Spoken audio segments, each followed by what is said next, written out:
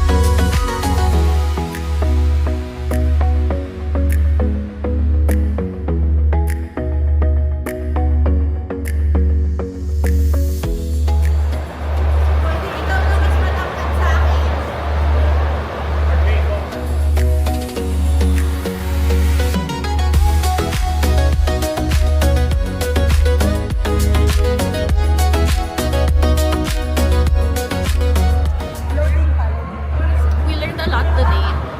Pero yung pinaka-importante na natutunan namin sa work living ay how to let go. Di ba ba? Let go.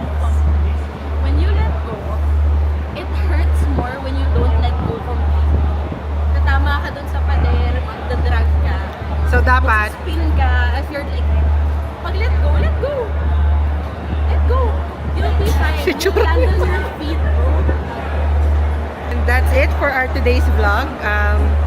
Magpo-food, kakain na kami ng shawarma sa food park. Sige, tingnan natin kung saan naabot tong vlogging namin. Bye! Bye!